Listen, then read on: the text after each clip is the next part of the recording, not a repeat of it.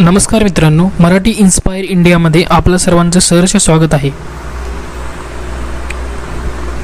आज आपण अफगाणिस्तान आणि पाकिस्तानमधील तणावाबद्दल एक बातमी पाहणार आहोत।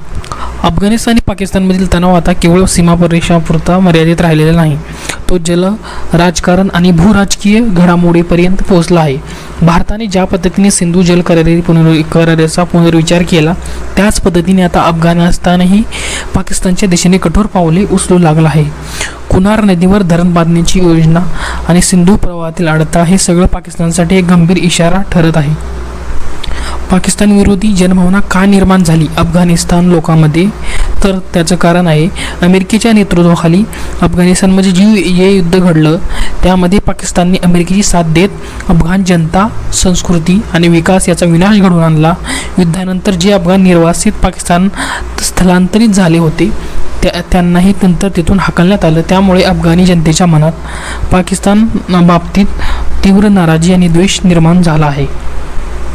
भारताच्या ऑपरेशन सिंधू दरम्यान अफगाणिस्तानची भूमिका काय होती? ऑपरेशन सिंधूच्या पार्श्वभूमीवर भारताने सिंधू जल कराराचा पुनर्विचार करत पाणी रोखण्याचा इशारा दिला। यावेळी पाकिस्तानने अफगाणिस्तानवर दबाव आणण्याचा प्रयत्न केला, पण तालिबान सरकारने स्पष्ट शब्दात त्याला नकार दिला। अफगाण जनतेचा स्वाभिमान जागा झाला होता, म्हणून तालिबान सरकारचा ऑपरेशन सिंधूरला पाठिंबा होता। अफगाणिस्तानकडून पाणी रोखण्याची तयारी। 20 मे 2025 रोजी एका मोठ्या बातमीने खळबळ उडाली आहे की अफगाणिस्तान सरकार कुनार नदीवर धरण बांधण्याचा विचार करत आहे।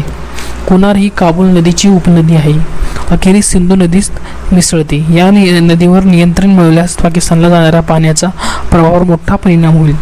तालिबानचे आर्मी जनरल मुबीन यांनी कुनार नदीला आमचं रक्त असं संबोधत म्हटलं, पण हे पाणी पाकिस्तानसारख्या परक्यांसाठी वापरलं जाणार नाही।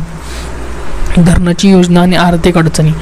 बलोच ॲक्टिव्हिस्ट मीर यार बलोच यांच्या ट्विटमधून माहिती समोर आली आहे की अफगाणिस्तान 45 मेगावॅट क्षमतेचं धरण उभारण्याच्या तयारीत आहे। यामुळे सुमारे 1.5 लाख हेक्टर जमिनी सिंचनाखाली येईल। मात्र अडचण म्हणजे अफगाणिस्तानकडे निधी नाही, त्यामुळे सरकारने विमान प्रवाशांकडून टोल रक्कम आकारण्याच्या योजना आखत आहेत।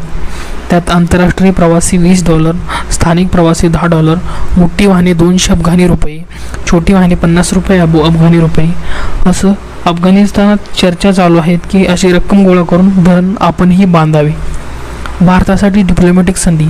भारताने यापूर्वी कधीही सलामा डॅम, शहतूर डॅम आणि झरंज डेलारा महामार्ग उभारून अफगाणिस्तानला मदत करत आलेला आहे। आता अफगाणिस्तानकडून पाकिस्तानला द्यावं लागणारे पाणी थांबल्यास हे भारतासाठी एक राजनैतिक संधी ठरेल। बघावे लागेल भारत सरकार काय करेल। पाकिस्तान, चीन, तालिबान त्रिकोण। पाकिस्तानचे अर्थमंत्री इसाहक डार यांनी चीनच्या मदतीने तालिबान सरकारवर दबाव टाकण्याचा प्रयत्न केला आहे, पण अफगाणी जनतेची भावना तर पाकिस्तान विरोधात ठाम झाली आहे। त्यांच्या मते पाकिस्तानने त्यांच्याशी दुटप्पी आणि फसवणुकीची भूमिका घेतलेली होती।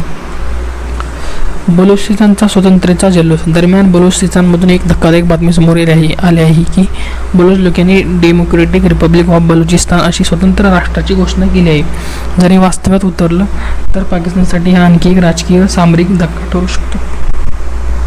निष्कर्ष: भारत अफगाणिस्तान जर मिळून सिंधू जलप्रवाह रोखण्याची रणनीती अंमलात आणतात तर हे पाकिस्तानसाठी केवळ पाण्याचा तुटवडा नाही, तर एक भूराजकीय धक्का ठरेल। पाण्याचा प्रवाह थांबणे ही आता एक नवीन शस्त्रक्रिया पाकिस्तानच्या विरोधात उभारत जात आहे आणि अफगाणिस्तान ह्या युद्धात पहिल्यांदाच पाकिस्तान विरोधात उभा राहतोय। बलुचिस्तान स्वतंत्रतेला भारत सपोर्ट का करत नाही डायरेक्टली? कारण बलुचिस्तानला भारत सरकार सपोर्ट केलं तर पाकिस्तानमधून बलुचिस्तान सारखे अजून असे पार्ट तयार होऊन भारताच्या मागे लागतील, म्हणून भारत सरकार सध्या ॲक्शनमध्ये येत नाही।